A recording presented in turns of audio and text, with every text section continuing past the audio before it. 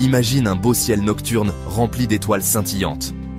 Les compagnons du prophète Muhammad, que la paix soit sur lui, étaient comme ces étoiles. C'étaient ses amis proches qui vivaient à ses côtés et apprenaient de lui. Ils ont aidé à répandre le message de l'islam et furent les premiers musulmans. Ces amis spéciaux sont appelés Sahaba en arabe, ce qui signifie compagnons.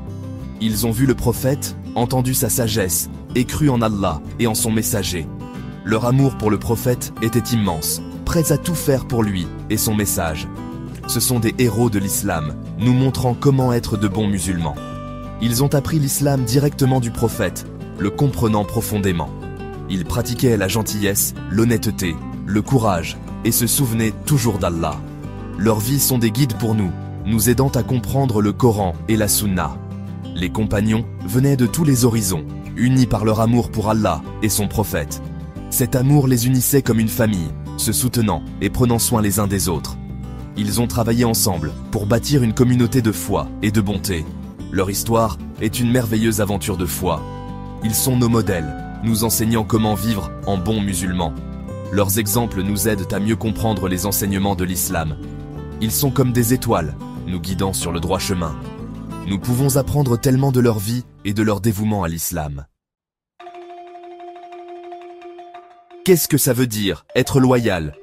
Ça veut dire être un véritable ami, fidèle et solidaire. Les compagnons du prophète Muhammad, que la paix soit sur lui, étaient très loyaux. Leur loyauté était un exemple éclatant pour tout le monde. Ils étaient loyaux envers Allah avant tout, puis envers le prophète Muhammad.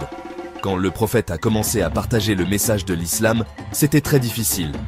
Beaucoup de gens à la Mecque n'aimaient pas ce nouveau message et se moquaient du prophète et des premiers musulmans.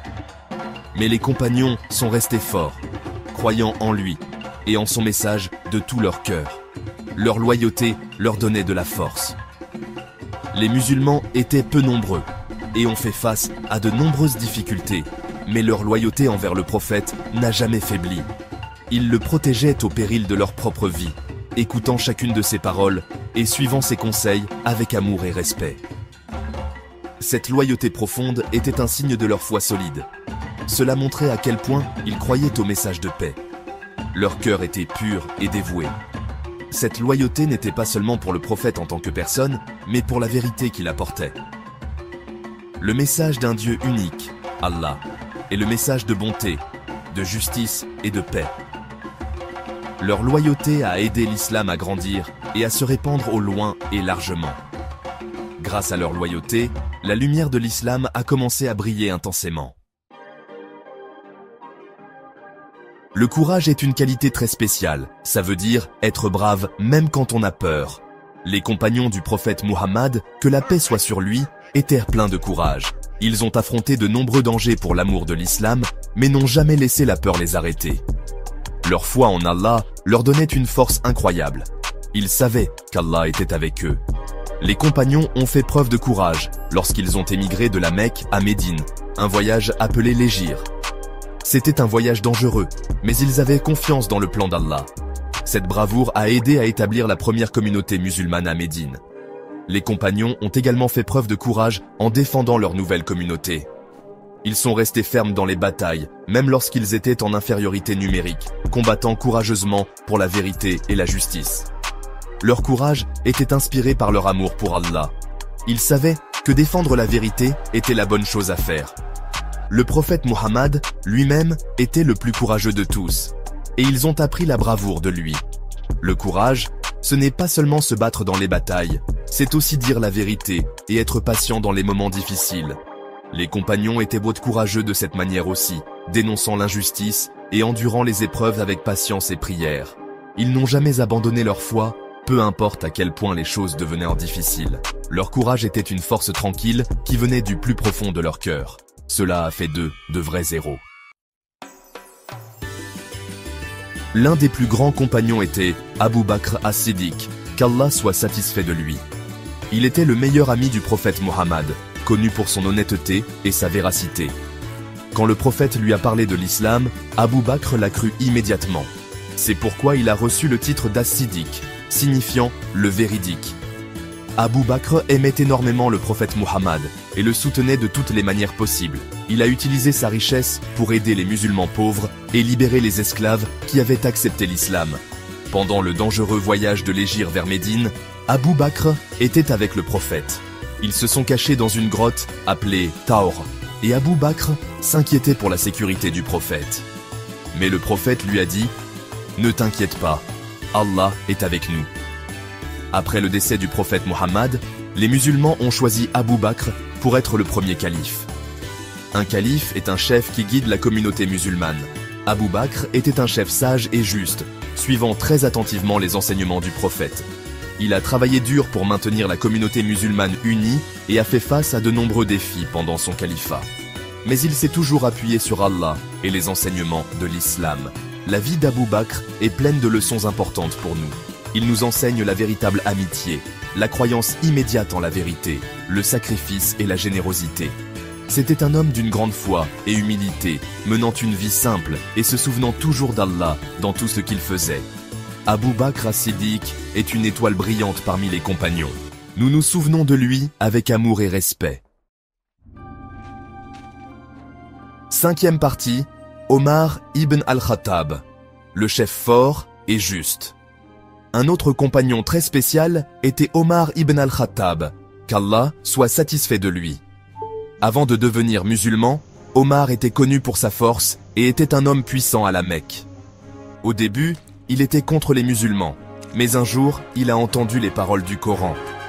Ces paroles magnifiques ont profondément touché son cœur, et il a réalisé que l'islam était la vérité. Il est allé directement voir le prophète Muhammad, que la paix soit sur lui, et a accepté l'islam. Sa conversion a rendu les musulmans très heureux et forts. Omar a reçu le titre d'Al-Farouk, signifiant « celui qui distingue la vérité du mensonge ». Il était très courageux et n'avait pas peur de dire la vérité. Il a aidé les musulmans à prier ouvertement à la Mecque et sa force a donné du courage à beaucoup d'autres musulmans. Le prophète Muhammad aimait beaucoup Omar et savait qu'Omar serait un grand atout pour l'islam. Après Abu Bakr, Omar est devenu le 2e calife. Il était connu pour sa justice incroyable, s'assurant que tout le monde soit traité équitablement. Il parcourait souvent les rues la nuit pour voir si quelqu'un avait besoin d'aide. Il se souciait profondément de toutes les personnes sous sa responsabilité, voulant s'assurer que personne ne souffre de la faim ou de l'injustice. Pendant le califat d'Omar, la communauté musulmane s'est agrandie et l'islam s'est répandu dans de nombreuses nouvelles terres. Mais Omar rappelait toujours aux musulmans d'être humbles et gentils avec les gens qu'ils rencontraient. Omar ibn al-Khattab était un véritable exemple de chef fort et juste. Sa vie nous montre l'importance du courage, de la justice et du souci des autres. 6e partie, Othman ibn Affan, l'aide bienveillante et généreuse. Apprenons à connaître un autre merveilleux compagnon, Othman ibn Affan, qu'Allah soit satisfait de lui. Othman était connu pour sa bonté et sa générosité, et il était aussi très timide et modeste.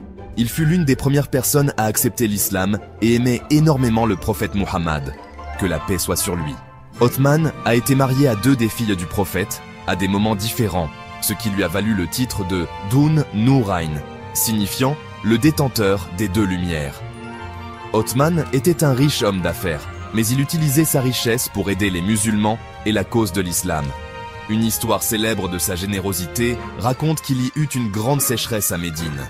Othman acheta un puits appelé Bir Rouma et laissa tout le monde utiliser l'eau gratuitement, aidant ainsi de nombreuses personnes. Après Omar, Othman devint le 3e calife, dirigeant la communauté musulmane avec piété et soin. L'une de ses contributions les plus importantes fut la compilation du Saint-Coran. Othman, avec l'aide d'autres compagnons, réalisa une copie standard unique et l'envoya dans différentes parties des terres musulmanes. Cela a aidé à préserver parfaitement le Coran, garantissant que tous les musulmans liraient le même livre saint. Othman ibn Affan était un homme d'une foi profonde, passant beaucoup de temps en prière et à lire le Coran. Il était connu pour sa nature douce et son cœur indulgent, restant patient même face aux difficultés. Sa vie nous enseigne l'importance de la générosité, de la modestie et du service à l'islam avec nos capacités et nos ressources. L'esprit doux et l'immense générosité d'Othman font de lui une figure aimée. Il était véritablement un phare de lumière et de bonté. Nous nous souvenons de lui avec beaucoup de respect et d'admiration.